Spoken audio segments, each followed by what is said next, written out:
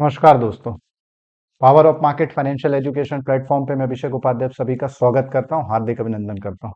दोस्तों, टीसीएस के quarter 3 FY25 के रिजल्ट्स अनाउंस हो गए हैं। तो आज के वीडियो में डिटेल में एनालिसिस करने की कोशिश करेंगे, समझने की कोशिश करेंगे कि टीसीएस के इस क्वार्टर के रिजल्ट्स कैसे रहे। टीसीएस के रिजल्ट्स का टीसीएस की फ्यूचर प्राइस के ऊपर क्या असर पड़ सकता है, टीसीएस का टेक्निकल सेटअप भी समझने की कोशिश करेंगे। इसके अलावा जो टीसीएस के आज रिजल्ट्स निकल के आए उसका भारत के स्टॉक मार्केट के ऊपर, निफ्टी के ऊपर क्या असर पड़ेगा, निफ्टी आईटी इंडेक्स के ऊपर क्या असर पड़ेगा, और साथ ही साथ में किस तरीके के डिविडेंड वगैरह का अनाउंसमेंट हुआ है। तो ओवरऑल शेयर बाजार के ऊपर टीसीएस के रिजल्ट का क्या असर हो सकता है, ये आज की वीडियो में डिटेल में चर्चा करेंगे। इसके अलावा निफ्टी, बैंक निफ्टी और सेंसेक्स जैसे जो भारत के शेयर बाजार के इंपॉर्टेंट इंडाइसेस हैं उनका जनरल पर्सपेक्टिव लेंगे। ग्लोबल मार्केट की बात होगी, ग्लोबल इंडिकेटर्स की बात होगी, और समझने की कोशिश करेंगे कि मार्केट में किस तरीके का जनरल ट्रेंड कल आपको मार्केट के अंदर एक्सपेक्ट करके चलना चाहिए। डिस्क्लेमर ये है कि पावर ऑफ मार्केट एक फाइनेंशियल एजुकेशन और कंटेंट क्रिएशन प्लेटफॉर्म है। किसी भी तरीके की investment advice, trading advice, stock tips देने का काम पावर ऑफ मार्केट नहीं करता। इसके लिए आपको सेबी रजिस्टर्ड इन्वेस्टमेंट एडवाइजर और रिसर्च एनालिस्ट से संपर्क करना चाहिए। जो भी हमारे वीडियोस हैं, कोई भी हमारी लाइव स्ट्रीम है, सोशल मीडिया के किसी भी प्लेटफॉर्म पे पावर ऑफ मार्केट का कोई भी कंटेंट है, केवल एजुकेशन, नॉलेज और इन्फॉर्मेशन पॉइंट ऑफ व्यू से रहता है। आपको उसको उसी तरीके से लेना चाहिए। पावर ऑफ मार्केट का जो ऑब्जेक्टिव है भारत के रिटेल पब्लिक में फाइनेंशियल एजुकेशन, लिटरेसी और अवेयरनेस को बढ़ाने का है। तो चलिए सबसे पहले शुरुआत करते हैं और डिस्कशन कर लेते हैं निफ्टी वगैरह का। टीसीएस के रिजल्ट का एनालिसिस बाद में आपके सामने रखूंगा। देखिए, निफ्टी की अगर बात करें तो आज भी एक नेगेटिव टू साइडवेज ट्रेंड देखने को मिला है, और बार बार जो निफ्टी है वो 23,500 का जो इसका इंपॉर्टेंट सपोर्ट है उसको हिट कर रहा है। आज की अगर हम बात करें 162 पॉइंट का एक बड़ा करेक्शन देखने को मिला है, क्योंकि भारत के शेयर बाजार का जो ओवरऑल टेक्सचर है वो काफी नेगेटिव चल रहा है। जो भी ग्लोबल फैक्टर्स निकल के आए हैं उसके बाद से मार्केट के अंदर लगातार प्रेशर बना हुआ है। तो आज की अगर हम बात करें 23,525 के आसपास निफ्टी की क्लोजिंग हुई है, 162 पॉइंट का करेक्शन हुआ है।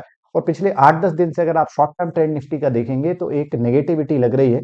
और जैसे ही निफ्टी 23,500 के नीचे अगर कल शुक्रवार को क्लोज होता है तो आने वाले दिनों में 23,200, 23,000 तक के लेवल आपको निफ्टी के अंदर देखने को मिल सकते हैं, जो निफ्टी में इंपॉर्टेंट सपोर्ट का काम कर रहे हैं।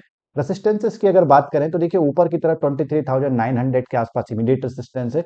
जब तक निफ्टी 23,900 के लेवल को क्रॉस नहीं करता तब तक कोई बड़ी रिकवरी आने की पॉसिबिलिटी कम है। 23,900 के बाद में 24,200 का काफी सिग्निफिकेंट रेसिस्टेंस है। ओवरऑल निफ्टी का जो टेक्निकल स्ट्रक्चर है, शॉर्ट टर्म का इंटरडे बेसिस पे जो स्ट्रक्चर है वो काफी कमजोर लग रहा है। अब बात करते हैं निफ्टी का डेरिवेटिव डेटा किस हिसाब से पैन आउट हो रहा है। ओवरऑल आज जो निफ्टी की 9 जनवरी 2025 की जो वीकली एक्सपायरी हुई वो काफी बेरिश हुई है। 16 जनवरी का अगर हम डेरिवेटिव डेटा का कॉन्ट्रैक्ट देखें तो एक बात स्पष्ट है कि 23,500 पे 16 जनवरी के कॉन्ट्रैक्ट में आज अच्छी पुट राइटिंग देखने को मिली है। कॉल राइटर की बात करें तो कॉल राइटर भी वहां पे एक्टिव रहा है। 23,500 पे 35,074 total open interest, change in open interest 17,682 contract का है। इसके नीचे अगर निफ्टी निकलता है तो फिर आपको मान के चलना पड़ेगा कि करीब करीब 23,200 तक जो पुट राइटर का जो बेस है वो काफी कमजोर लग रहा है। 23,200 पे पुट राइटर का बेस अच्छा है। ओवरऑल अगर हम कॉल राइटिंग की बात करें, कॉल राइटिंग पे 23,800, 24,000 के लेवल पे आज अच्छी खासी कॉल राइटिंग देखने को मिली है। 24,000 का जो लेवल है वो काफी बड़े हर्डल का काम कर रहा है निफ्टी में लगातार, और उसके ऊपर क्रॉस होने की कल पॉसिबिलिटी काफी कम लग रही है। 24,000 का जो कॉल राइटर का बेस है वहां पे टोटल 57,511 कॉन्ट्रैक्ट खड़े, change in open interest 32,660 contract का है। ओवरऑल निफ्टी का जो सेटअप है वो काफी बेरिशनेस अभी भी रिफ्लेक्ट कर रहा है। बात करें बैंक निफ्टी की तो देखिए, बैंक निफ्टी के अंदर भी आज एक बड़ा करेक्शन हुआ है, और उसके पीछे अगर हम बात करें एचडीएफसी बैंक के अंदर भी वीकनेस रही है, एसबीआई के अंदर भी वीकनेस है। तो जो मेजर कॉन्स्टिट्यूट है उनमें आईसीआईसी बैंक को छोड़ दें अगर, जो रिमेनिंग बैंकिंग काउंटर्स है वहां पे काफी वीकनेस देखने को मिल रही है। अब बात करते हैं बैंक निफ्टी के लेवल्स की अगर बात करें तो देखिए, बैंक निफ्टी के अंदर जो 49,000 का लेवल है वो काफी इंपॉर्टेंट सपोर्ट है। जब तक बैंक निफ्टी 49,000 के ऊपर रिटेन है, ये वाला जो सपोर्ट बेस है ये काफी इंपॉर्टेंट है। 49,000 के नीचे अगर बैंक निफ्टी जाता है तो जो अगला इंपॉर्टेंट सपोर्ट है वो 48,600 का है, और उसके बाद में फिर 48,000 तक बैंक निफ्टी स्लिप हो सकता है। 49,000, 48,600 और 48,000, ये अगले तीन इंपॉर्टेंट सपोर्ट का काम कर रहे हैं। जहां तक रेसिस्टेंसेस की बात करें, बैंक निफ्टी के अंदर 50,500 का जो जोन है ये वाला, ये काफी इंपॉर्टेंट रेसिस्टेंस का काम कर रहा है। 2 या 3 बार हम देख चुके हैं कि बैंक निफ्टी यहाँ पे गिरावट भी दिख आ चुका है और यहाँ पे रिजेक्शन भी आ चुका है। तो जब तक बैंक निफ्टी 50,500 के ऊपर नहीं निकलता कोई मेजर अपसाइड आने की पॉसिबिलिटी कम है, और ऊपर 51,000 के आसपास अगला रेजिस्टेंस, ओवरऑल जो सेटअप है वो काफी कमजोर लग रहा है। सेंसेक्स की अगर हम बात करें तो देखिए, सेंसेक्स के अंदर जो 77,500 का लेवल है वो आज भी रिटेन हुआ है। तो कल अगर शुक्रवार के दिन सेंसेक्स 77,500 के नीचे खुलता है या उसको तोड़ता है तो 77,000 तक जा सकता है। ऊपर की तरफ 78,500 के आसपास का रेसिस्टेंस है। ओवरऑल सेंसेक्स के अंदर आज 528 पॉइंट का करेक्शन हुआ है। लगातार सेंसेक्स भी जो अपने सपोर्ट वो उसको सपोर्ट जो उसका बेस है उसको नीचे की तरफ लेता जा रहा है। तो ओवरऑल जो मेजर इंडाइसेस है उनका जो टेक्निकल सेटअप है वो काफी कमजोर लग रहा है। अब बात करते हैं कि आईटी जायंट टीसीएस के रिजल्ट निकल के आ गए हैं। तो देखिए, सबसे पहले मैं जो आपके सामने रिजल्ट लेके आ रहा हूँ वो कंसोलिडेटेड नंबर का है। और कंसोलिडेटेड नंबर में आप जानते हैं कि जो जहां से टोटल सारी इनकम से उसके अंतर्गत इंटीग्रेटेड होती है और ऑडिटेड नंबर है।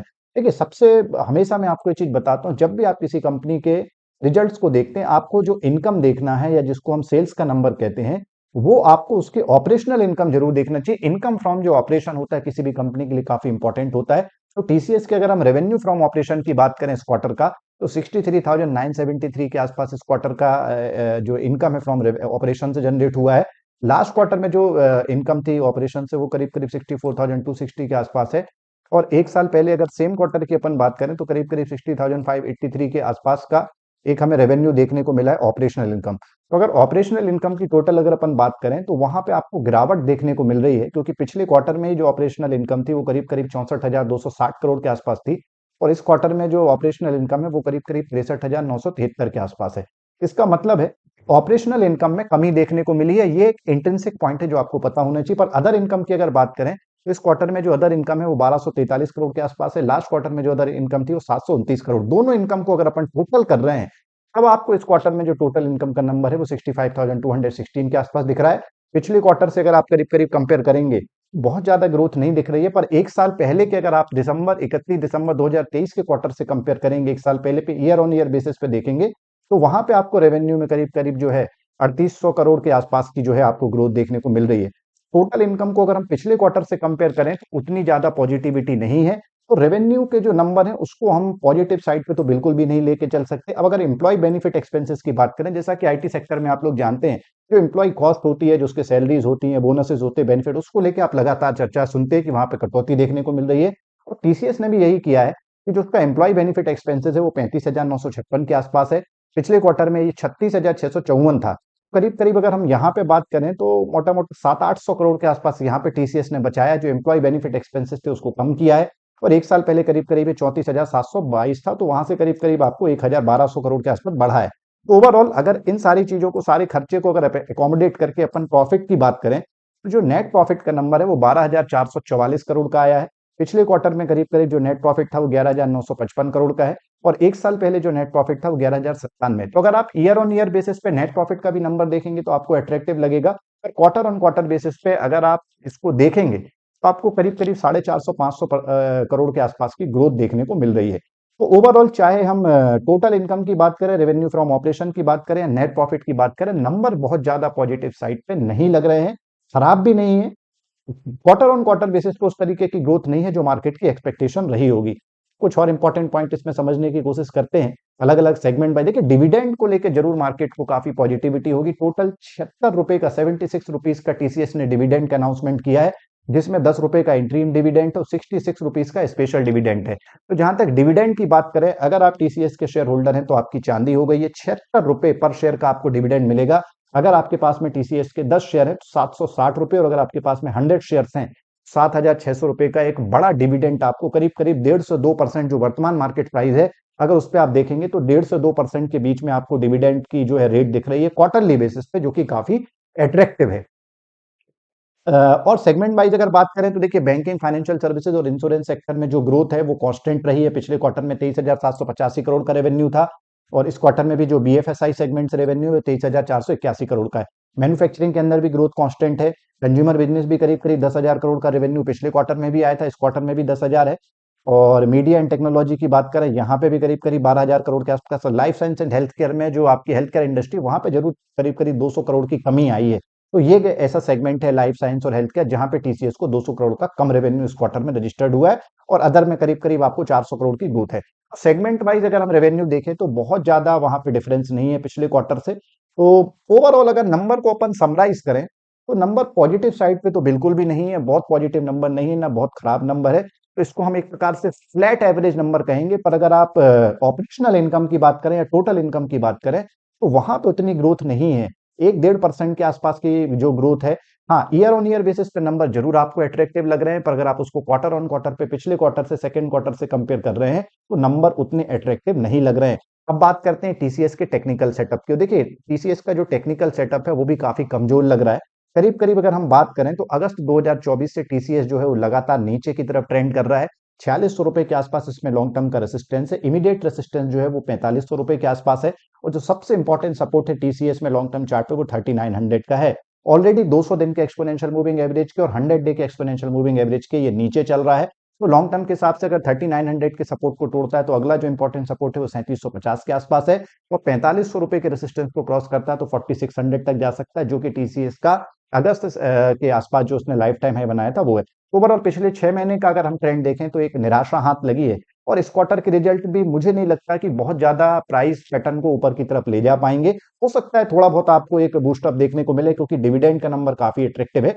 अगर आप इसके शॉर्ट टर्म चार्ट्स को भी देखेंगे, प्री पोजिशनिंग वगैरह भी देखेंगे तो देखिए आज अच्छी खासी गिरावट देखने को मिली है और प्री पोजिशनिंग भी करीब करीब अगर अपन 13 दिसंबर के बाद से आज अपन 10 जनवरी 9 जनवरी में बैठे हुए हैं, करीब करीब अगर 25 दिन की अपन प्री पोजिशनिंग भी देखें तो एक बेरिश प्री पोजिशनिंग आपको दिख रही है। ₹4480 से टीसीएस का जो शेयर है वो करीब करीब ₹4000 तक स्लिप हो चुका है। तो मोटा मोटा 10% के आसपास का करेक्शन ऑलरेडी रिजल्ट आने के पहले हो चुका है। इससे पता चलता है कि जो बड़े प्लेयर्स हैं या जो बड़े वॉल्यूम में काम करते कहीं ना कहीं उन्होंने रिजल्ट का एनालिसिस कर रखा था। उनको एक अंदाजा हो गया था कि रिजल्ट्स में उस तरीके की पॉजिटिव ग्रोथ देखने को नहीं मिलेगी। टीसीएस के आज जो रिजल्ट आए हैं उससे मार्केट को निराशा हाथ लगेगी। अगर आप इनकम की बात करें, रेवेन्यू फ्रॉम ऑपरेशंस की बात करें या जो एम्प्लॉय कॉस्टिंग वगैरह कम की है, वहां पे भी समझ में आ रहा है कि जब आप एम्प्लॉय के बेनिफिट या सैलरीज बोनसेस वगैरह में अगर आप कटौती कर रहे हैं, कहीं ना कहीं जो आपकी आने वाली हायरिंग है वो भी प्रभावित हो सकती है। आपके पास उतने अट्रैक्टिव प्रोजेक्ट्स नहीं है। तो ये सारी चीजें मिलके टीसीएस का ये जो रिजल्ट निकल के आया, बहुत खराब नंबर इसलिए नहीं कहा जा सकता क्योंकि जो प्रॉफिटेबिलिटी का नंबर है वहां पे 500 साढ़े 500 करोड़ की ग्रोथ है, डिविडेंड काफी अट्रैक्टिव दिया है। तो ये दोनों फैक्टर मिलके कहीं ना कहीं टीसीएस के जो रिजल्ट है उसको एक एवरेज एक फ्लैट रिजल्ट लेके आ रहे हैं। तो अब देखते हैं किस तरीके से टीसीएस के रिजल्ट का कल मार्केट के ऊपर असर होता है। और अगर आप टीसीएस के रिजल्ट से संबंधित और आपके मन में कोई क्वेश्चन है या और डिटेल में आप टीसीएस के रिजल्ट का एनालिसिस चाहते हैं तो आप फिर रात में हमारी जो पावर ऑफ मार्केट की स्पेशल यूट्यूब लाइव है 10 बजे उसमें जुड़ सकते हैं। उसमें हम टाटा एलेक्सी और एरेडा जैसी जो कंपनियों की आज Q3 FY25 के रिजल्ट्स आए उनका एनालिसिस भी करेंगे। अगर आप पावर ऑफ मार्केट से ऑप्शन ट्रेडिंग सीखना चाहते हैं डिटेल में तो हमारा बेसिक्स मॉड्यूल भी ज्वाइन कर सकते हैं और अगर आप बेसिक मॉड्यूल में तैयार हैं तो एडवांस मॉड्यूल भी ज्वाइन कर सकते हैं। दोनों की लिंक आपको पावर ऑफ मार्केट की वेबसाइट में मिल जाएगी। रात में अब आपसे मुलाकात होगी। अगर आपको वीडियो पसंद आए तो इसे लाइक और सब्सक्राइब करिए। Thank you.